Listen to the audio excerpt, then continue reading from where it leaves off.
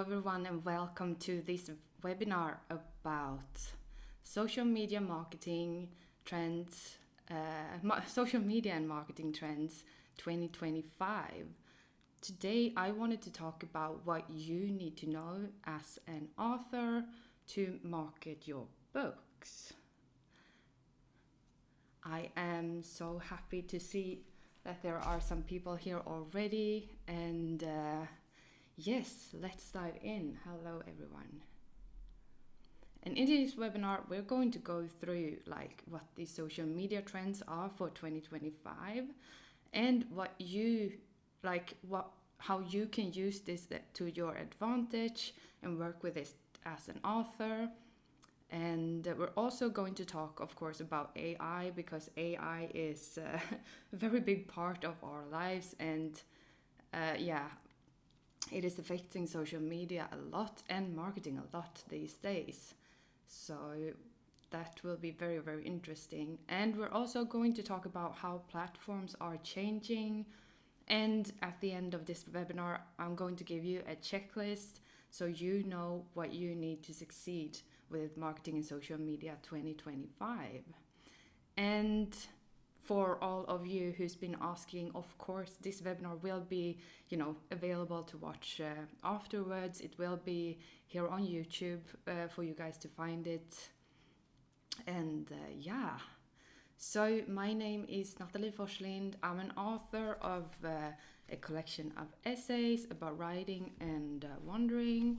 I'm also the author of Flykten, which is a suspenseful short novel about a boy that is a fugitive, a refugee, and it's based on true events. I am currently working on a lot of different projects and writing. So for those of you who's been following me a while, you know that there are a lot of books in the pipeline, but I'm not here to talk about that today. And apart from writing books, I also am a marketing professional. That is my day job. I work as a growth marketer, and I've been working in communications and marketing for more than, I think, 10 years now. So this is something that is very dear to my heart, and I'm very passionate about marketing and communications, and that is why I wanted to share my knowledge with you guys so that you feel more comfortable with talking about your books and marketing yourself, and not being, because it's something that I've encountered a little bit with other writers that I talk with at events and stuff, is that some people feel very shy and they don't know how to market themselves, and they don't feel comfortable with how to talk to them, how to talk about their books without, because you don't just want to sell. You want to talk about your books in a way that is so that people actually get genuine interest. And that is it's a very fine line, but it is possible, and you don't have to be shy. You can do this. I really believe in you. And this is why we're going to talk about some of the social media trends for today, because this year there are a lot of changes that we've seen in the social media landscape. I'm also a writing coach, and I teach people how to become write more faster and write more regularly, how to make writing a habit, because at least according to my experience, that is something that you need if you want to write professionally in the long run. You have to treat your writing almost like a job, and if that's not for you, then of course we're all different here, but that is another thing that I do. And last but not least, I do also some freelancing work, ghostwriting, helping authors market themselves, to mention a few. But enough about that. Let's talk about what we're going to talk about today. And I also just want to remind you guys that you can ask questions throughout this webinar in the comment section. I will look at all your questions later in the during this webinar, because whilst I'm talking like this, I can't see the window with questions. I can see it on a different screen. But yes, I will get back to your questions later, but feel free to ask questions in the comments whenever you want to. Look forward to talking about them. So social media trends for 2025, like to be able to know what to post on social media or how to approach social media, you need to understand what people want from social media. And how do you do that? Well, you need to know why they go to the different platforms that they do. And one of the reasons that people go on social media, according to the report The Swedes and the Internet 2024, is to be entertained. And if you're from Sweden, I definitely recommend that you check out this report. It talks a lot about like social media, like where you can find different audience, like different age groups, and which social media are people are on and stuff like that. But one of the reasons why we go on social media is to be entertained, and you need to have this in mind, because when you promote your work and when you talk about your work, like your book is competing with an app that is built to entertain people. So that can be hard, and this is also something you need to take into account when you create content on social media. And they also go on social media to learn new things. So this is also something you can leverage. Like maybe you want to teach children how to, I don't know, maybe you write children's books and you want to talk about bullying and teach children like how to encounter bullies. That is something, like maybe that is something that parents want to teach their children, and this is something that you can talk about then on your social media. And we also go on social media to connect with other people, and this is something that I think is very important, because we crave human connection all the time. So when you create your social medias, you need to remember that they are social, you need to be social, but you can also you can leverage this in a way. This is also from the Swedes and the Internet, and there they say that in Sweden, like when we go, especially on Facebook, a lot of people nowadays go on Facebook and they are very social in groups with their, like, I'm interested in writing, obviously, because I'm an author, so I go on Facebook and I discuss with other writers things that has to do with writing. And this is a trend that we see within, especially on Facebook, that people go into different groups and hang out like with other people with similar interests. And this is also something that, like, keep these things in mind. If you know that your target audience, they love going on hikes, then go into a group about hiking and learn, see what they talk about, see if there's anything that you can learn from, and maybe you can say, I wrote a book about this. And what works for authors? Well, I talked a little bit about this already, but you need to create value for your audience on social media. You're not on social media for your own sake when you're an author. This is your professional page. You're here to give other people something. And I think this is also something that we sometimes forget. But when you have like an author account on TikTok or on Instagram, that is your professional account. That is you building a brand. That is like your mini business that you're building. And when you're building something like this, you need to give more than you receive. There is a rule called the 80-30 rule, which says that you need to give 80% and then sell 20%. And this is, I think, a good rule of thumb, because I do see that some people try to just sell, and don't do that. I mean, of course you can do that when you're launching a new book, then that's a different thing. But you can't do that year round, because then people won't be interested in following you. And, to be able to make this work even better for you, I would recommend that you read up a little bit on something called the marketing funnel. And one of the marketing funnels that are available is the IDA model. And in the IDA model, you work with awareness, interest, desire, and action. And because here's the thing, someone who never heard of you, who hasn't seen your book, who hasn't like anything, they're not aware of you. If you try to sell a book to them, like shove it up in their face, they're not going to buy it, because you're competing with a bunch of different, like a bunch of other authors, but you're also competing with, I don't know, Netflix, YouTube, social media, all kinds of stuff. So the first step that you need to work on is to just create awareness. And we're being bombarded with like commercials and impressions all the time. So you have to like make them aware that you even exist. I think you need to show up like 14 times or something, or at least that's the case with the brands.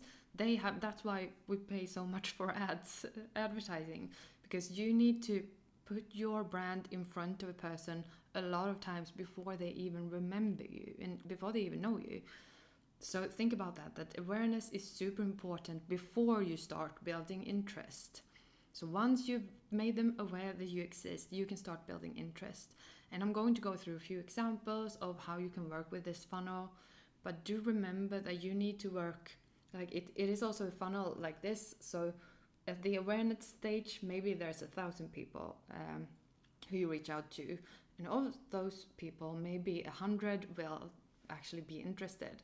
And after that, maybe like 10 have some sort of desire and 1 person buys. So people will drop off all the way, like going down the funnel. That is completely natural, but yeah, that is also one important thing to know.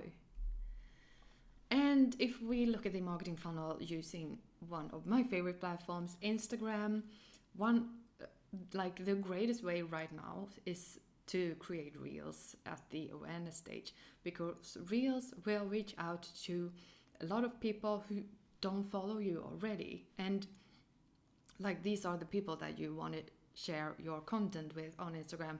Because if you make them aware that you exist, then in the end, like if you're funny, if you use this, like entertain them or educate them or help them connect with other people, then after a while they will actually go through like to the next stage, and they will probably start following you.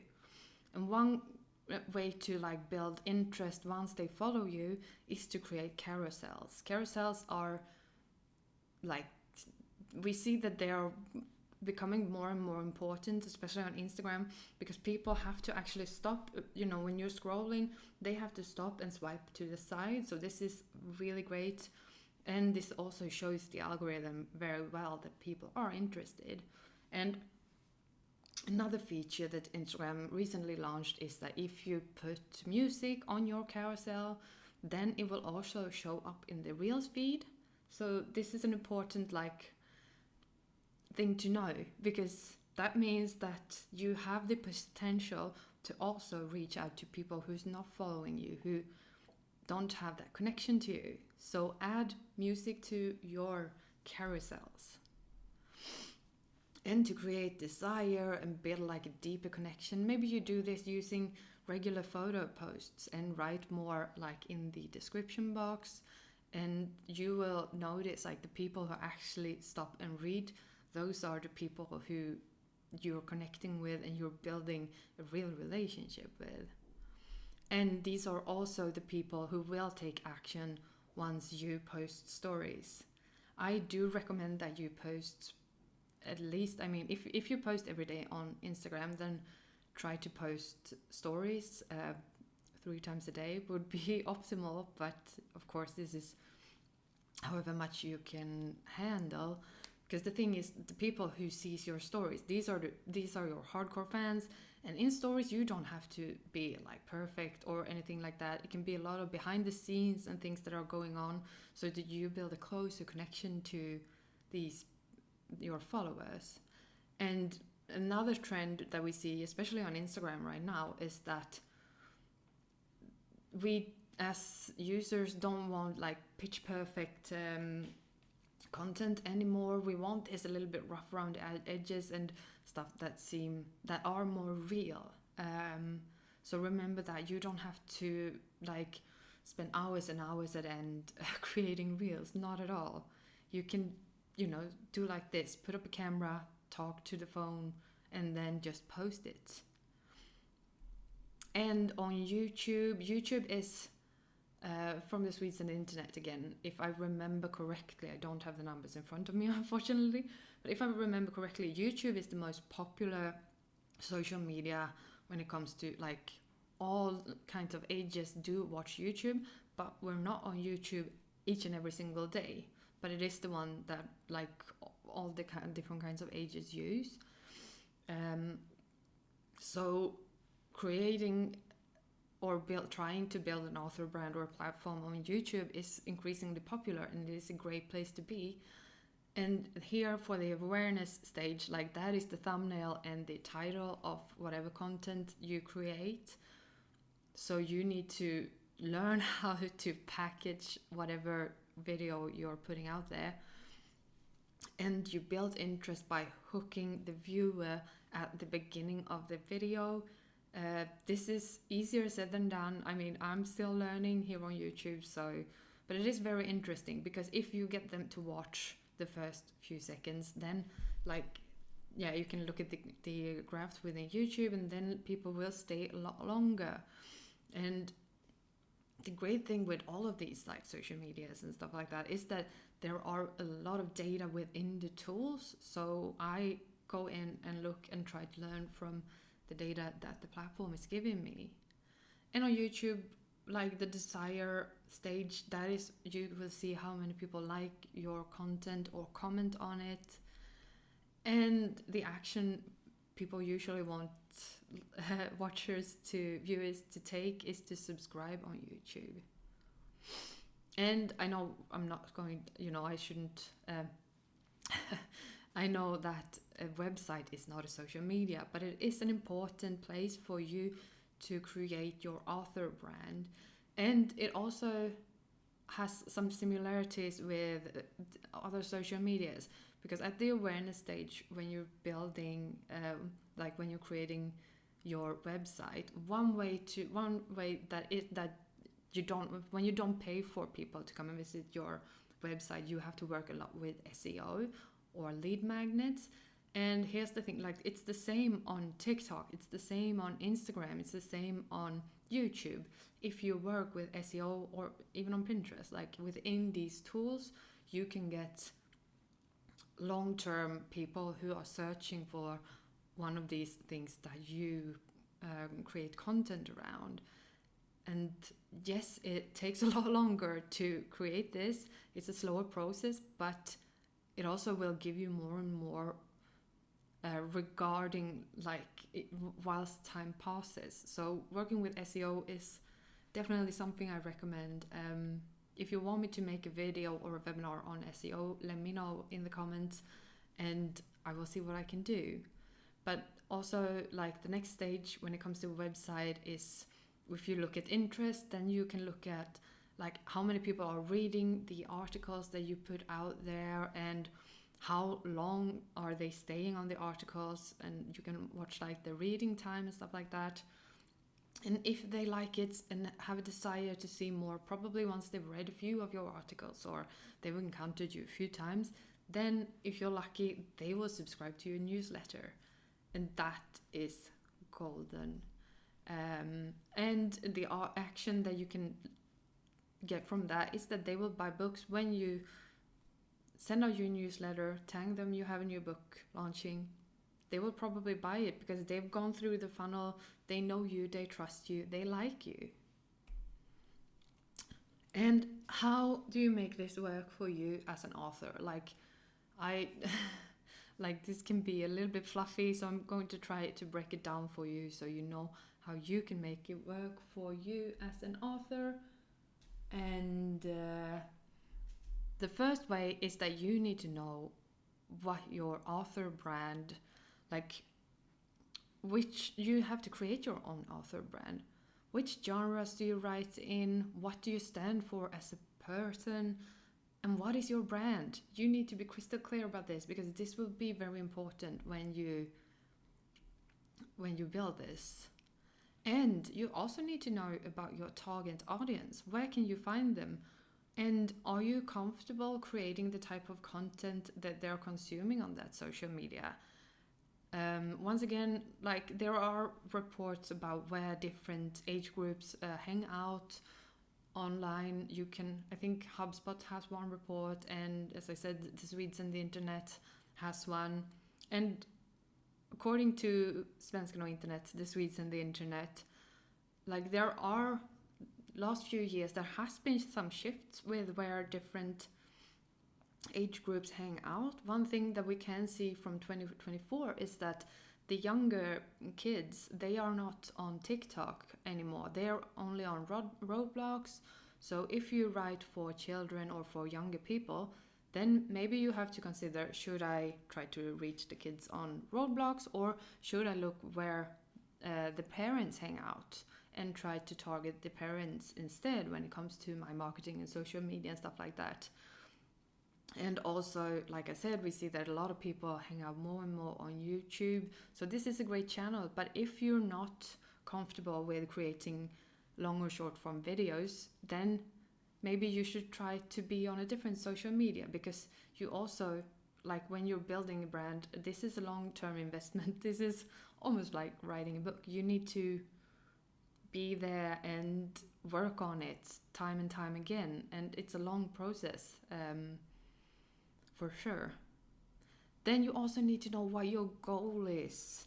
Do you want to build a community, or do you want to sell books, or do you want to be a writing coach or teacher? Because depending on what you want, what your big goal is, there are different strategies. Like you can't have the same strategy for both trying to sell books and being a writing coach.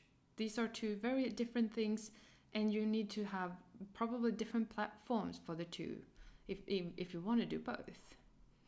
And you also need to consider time and planning.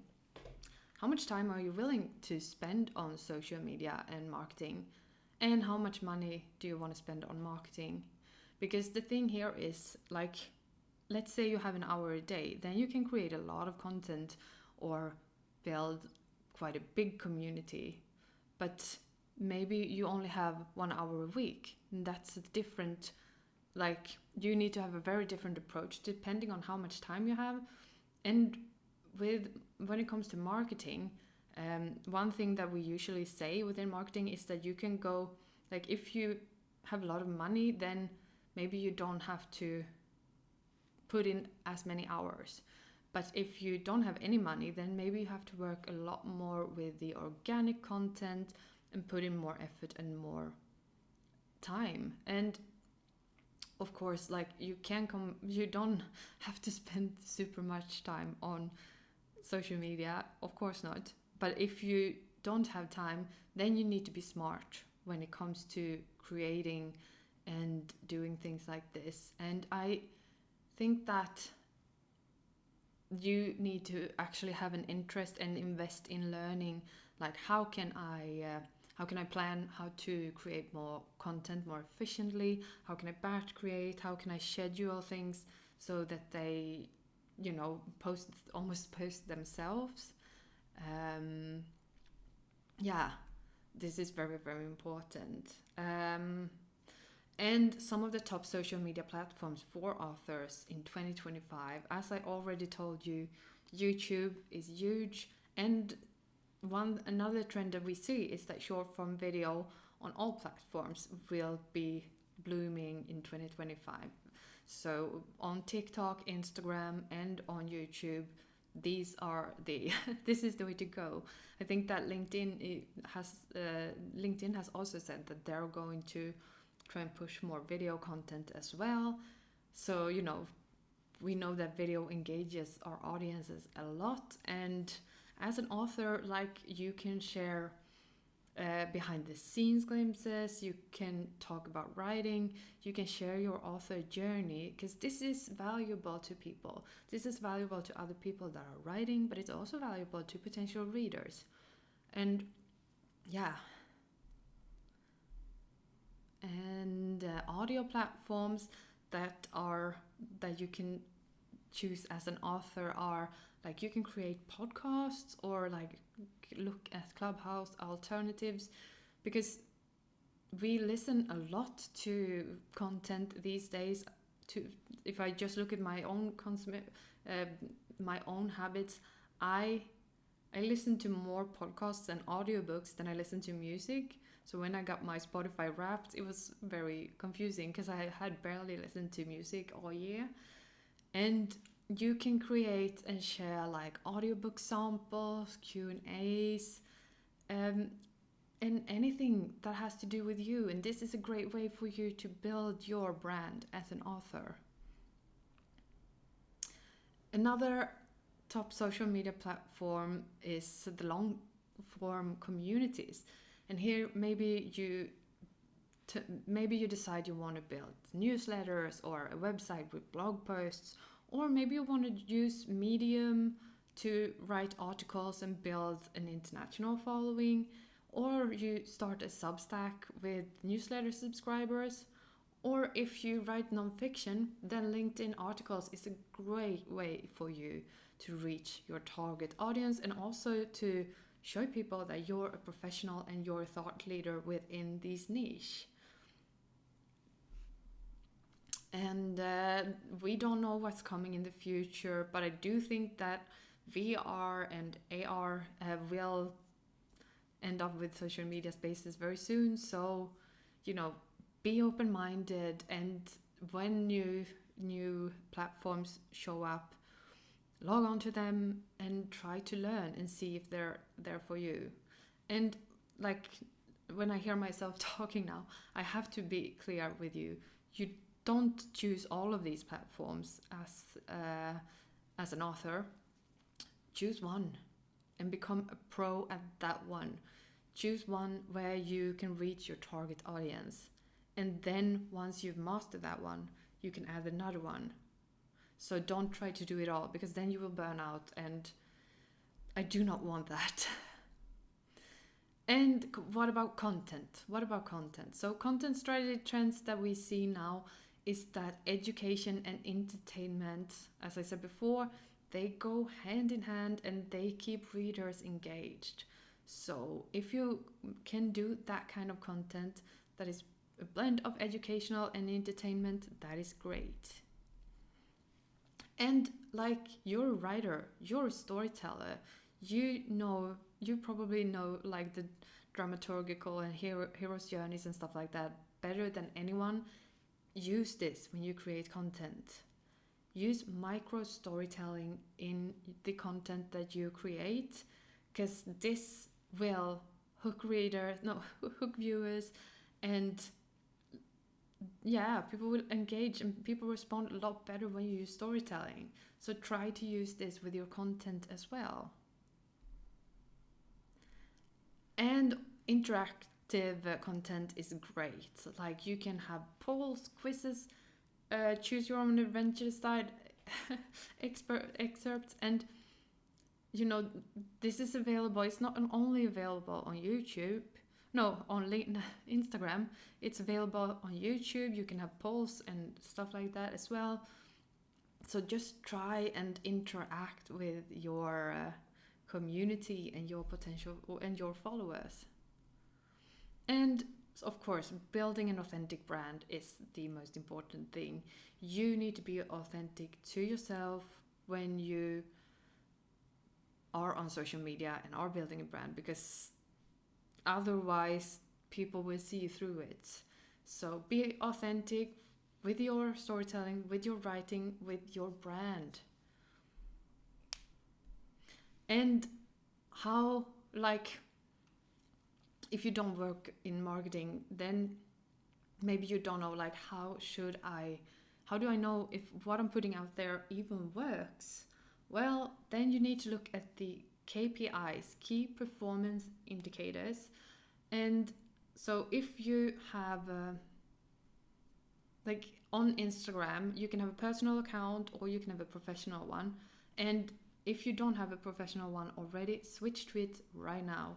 I do recommend that you have a creator account, not a business account. The reason for that is that creator accounts can still use trending music, and business accounts cannot use the same like all of the trending music and stuff like that, because I don't know, because something that has to do with copyright, I think. But have that, because if you have a professional account, then you can go in and look at the data, and yes, this is where you will learn what works and what doesn't work, what resonates with your audience, and how you can get more followers. And with organic posts on social media, what you should look at 2025 is the engagement rate. So how many people are engaging in different ways with your content? This is getting more and more important, and the algorithm will promote content that engages more.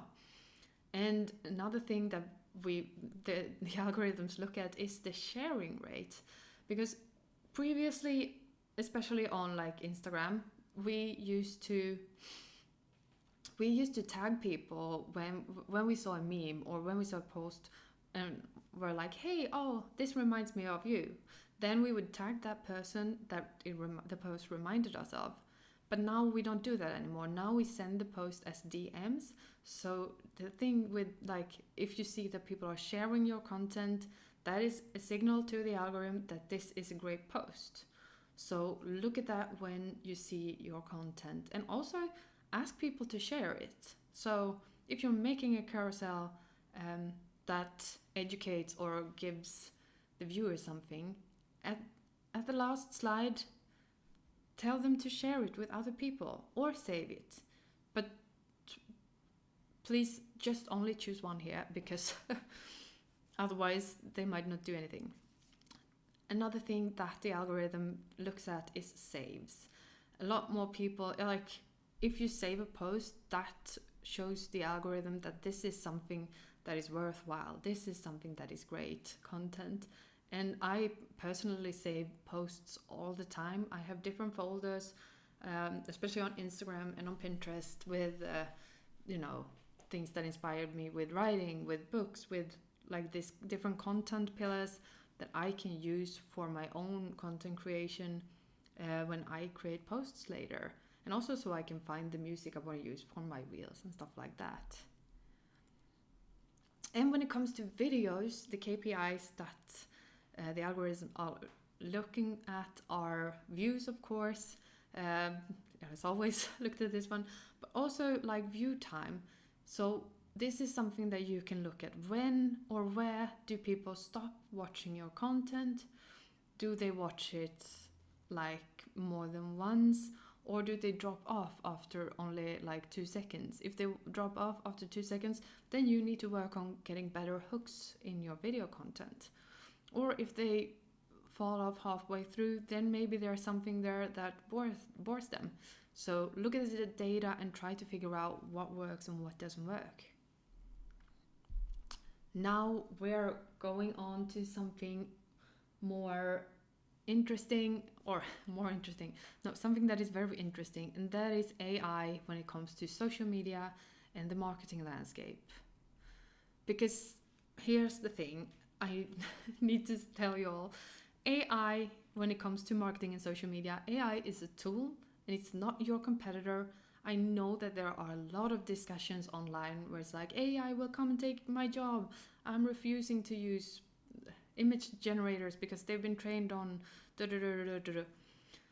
and we're not here to discuss that today. But if you want to create content fast, efficiently, and if you want to be able to compete with other people or like stay up to how fast they are, then you should probably start using AI, because everyone that I know that works in marketing are using AI already. And I think that you should do that too. And so the Swedish Internet Foundation also did a study on how much, like here in Sweden, who are using the AI tools and has it changed over the last year. And the thing is, in Sweden, I think it's 30% of people have tried using AI tools. And that's the same number as 1 year ago. So that means that the people who tried using AI tools a year ago are still using them. And the people who hasn't used them, they like they might end up falling behind. So be open, be curious, and see like if you can use the AI tools for something. And some of the things that you can use AI tools when it comes to social media and marketing, one of my favorite things to do is to brainstorm ideas using AI tools. And yes, like you can't just write, give me some ideas for posts on social media. Then you will probably get a bad response, especially from ChatGPT and stuff like that. So you will need to learn how to prompt, because the better you become at prompting, the better input you put in, the better output it will become. So, but please feel free to try and play around, and yeah. And another thing that I use AI for a lot is editing videos and podcasts. There is a tool that I use which helps me cut away, like, because when I sit now, this is live, so now I can't cut away silences.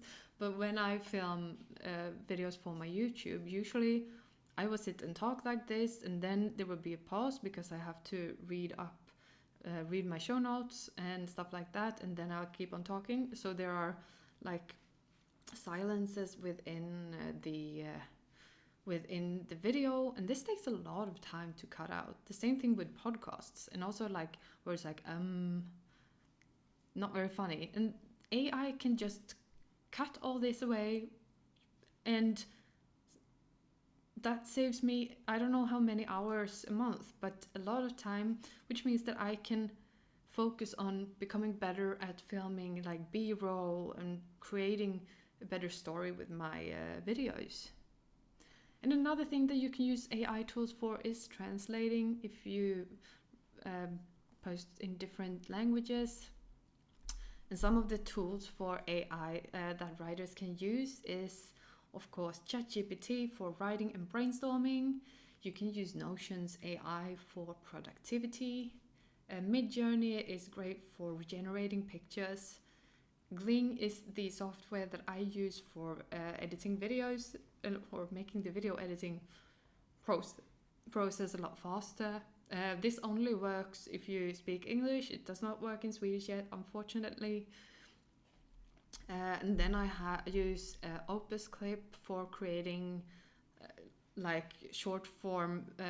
If I have a long video about a topic, say marketing for authors, and I want to make like short video bursts from that video, then I'll just put it into Opus Clip, and it will generate short form videos like for TikTok or whatever.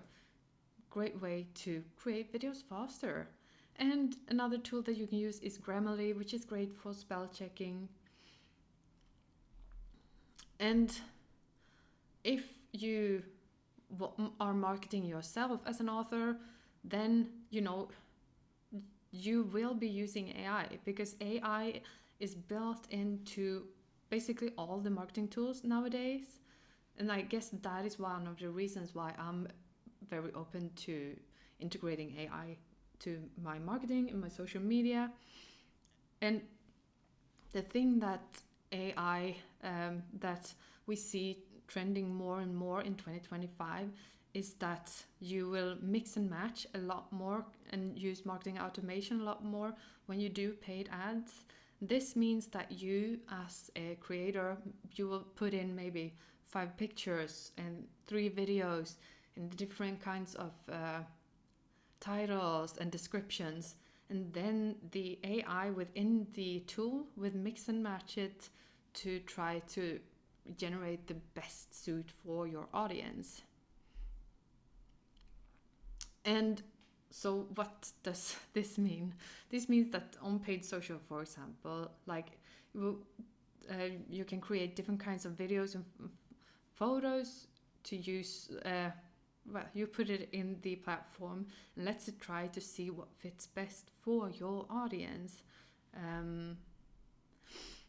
And one thing that you need to think about more and more, especially if you're using Facebook ads, Meta ads, then you need to think about the safe zones, because in Meta right now, like the platform will try to change the size of your images and stuff like that. So if you haven't been mindful about the safe zones, you might, I don't know, it might look very funny, especially if you have a text on the photos or on the videos. And, you know, as I said, use multiple titles, multiple descriptions, and think about the fact that title 1, 2, and 3 should be able to mix and match in any way with description 1, 2, and 3. So, yeah.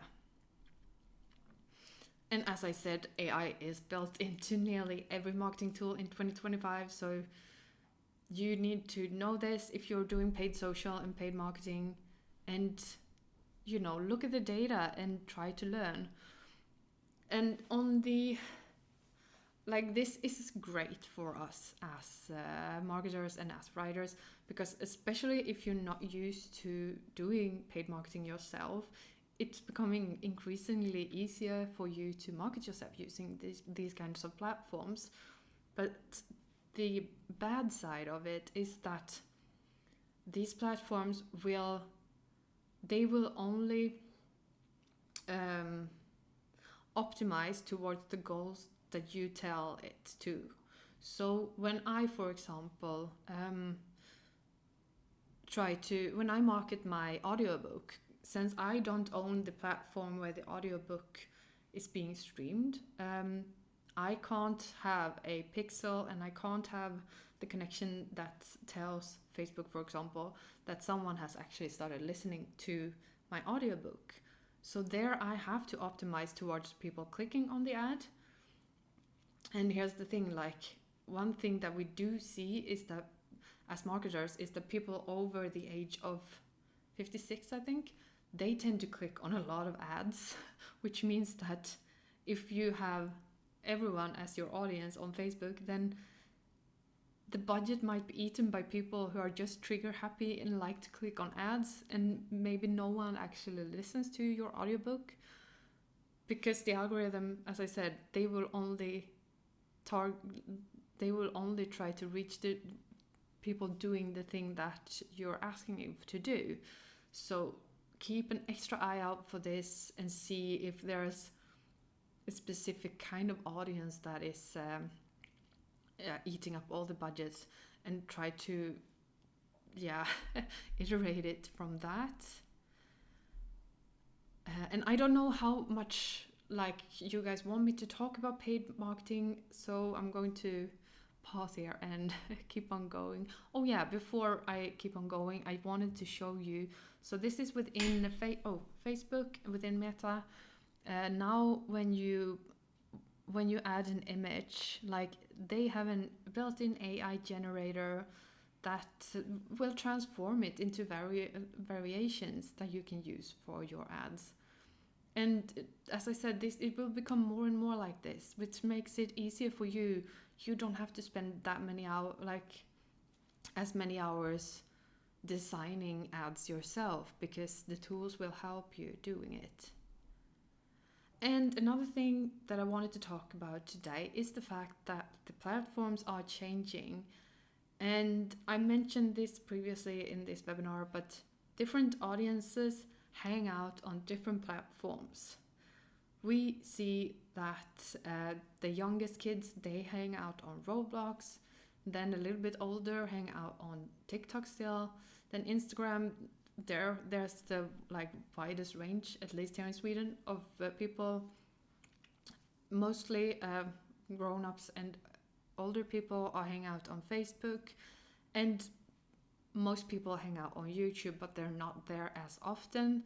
So there are some shifts within who's using which platform, and this also changes the way that you should, you need to have this in the back of your mind when you choose which platform you want to focus on with building your author brand. And in 2025, video first. You need to think about trying to create videos. And if you don't want to film yourself, or if you don't want to, you don't have to show your face when you create videos. use tools like Canva to create videos or stories. Try to different things. If try to use other things if you're not comfortable with showing your face or doing memes or speaking like this directly to the camera. And also you need to have music on your carousels, because then they will show up in more than just the regular feed. I still recommend that you try if you see something trending, do the trend yourself and keep on posting frequently. This will help you grow your following. And look for new features, and when they come, try and use them and see, because they are usually boosted as well when they come, so this is great. And speaking of new features, I saw this, I think it was yesterday, so I'd already prepared this webinar, but then I saw this and I was like, oh, I need to add this and talk about this. This is within Instagram, and now when you create a reel, you can actually use something called trial. And this means that you can like try out if you should use this reel or if you should use a different version on a smaller segment of an audience, and you will get the data back before you post it to everyone. And you can also post it to everyone, it says here, but this is great for you as a creator, because this means that you can be more open and experiment, and you don't have to feel like you don't have to be scared, because if it doesn't fly, no one will notice. So use this, and if this haven't showed up within your Instagram app yet, it will probably, they usually roll out to some users first and then to others later. So yeah. But how do you succeed when it comes to building your social media following and marketing? Well, first of all, you need to choose one platform. And I do recommend that you study how other writers are using the platform and what they are doing to, like, what did they do to create success on this platform? What are they doing right? What can you learn from them? And like, if they're, I don't know, are they doing great educational videos? Okay, but is there something that you can do too? Is there something that you can educate people about? Or maybe they're doing super funny reels. Well, save them, do your own spin on the reel. That's the whole point with memes. And who doesn't love a writer meme? Honestly, I love them, yeah. But study other people and try to learn and just experiment. And in 2025, we see this more and more, but perfection is overrated. So people want the kind of content that is real and that is a little bit rough around the edges, because otherwise they will think it's an ad and they will just scroll past it. And last but not least, of course, look at the data. Measure, learn, and adapt, iterate from what you can see going forward. And one thing that I use is I schedule almost all my content in advance. This is such a relief, because this frees up time for me to write, to hang out with my friends and family, to do other things, and to not be stressed. So schedule, and leverage AI tools to help you create content faster and better. And to the checklist. So variate your content using different formats. This doesn't really matter which platform you choose, but try to use different formats to like optimize for the different parts of the marketing funnel. And video is almost a must-have in 2025. It's the best way for you to reach new people. So please use video. And as I said, leverage AI to become more efficient and optimize for the platform that you're on. And here's an important learning: one size does not fit all. I can see when I've been experimenting a little bit with short form videos since I'm on YouTube, TikTok, Instagram. I've been trying to see like if there's a magic formula, if there's some kind of video that if I can only create like one short form tall video. But the thing is, the things that engage on Instagram doesn't fly on TikTok. And what doesn't work on TikTok doesn't work on YouTube. So for me, I can see that different content works on different platforms because people want different things from the different apps. And now I'm wondering if you guys have any questions for me. I am going to go into the chat now and see. Oh my god, hi guys. I can see that a lot of you are here. This is so amazing. And yes, one of the questions that we have is how to reach the target audience of 6 to 9-year-olds. And like, when it comes to advertising towards children, that is very, very hard. So I would, and also like this age group, if I remember correctly, a lot of them are on they are on YouTube. So this is a place where you can find them. And they are on Roblox. And I don't even know, I haven't tried Roblox yet. I think it's a game, but it's also considered social media. So I don't know if it's even possible to do ads within there. So I wouldn't do that. Instead, I would try to look at where the parents are. And my educated guess here is that the parents are on Instagram and on Facebook. So I would try to reach the parents there when it comes to both, like with the awareness part. If you want to do reels or videos, that's great. But you can also use paid ads here to just in the ads manager. You can say like I'm targeting people in Sweden who have children within this age group, and like target them with the books that you have, and they will see it. So that is how I would approach it. I would approach the parents, not the children themselves, because in the end it's the parents that will buy the book also. So that is how I would do it. And yes, I'm going to talk more about SEO. SEO is one of my specialties when it comes to my normal work. I love SEO, and I love the fact that it's, even if it's a long process, it's very, very rewarding when you see that more and more organic traffic are visiting your website and they're doing the things that you set out for them to do, because that means that I've created content that is valuable to other people. Let me see, are there any more questions? Wow, this webinar, time flies when you're having fun. I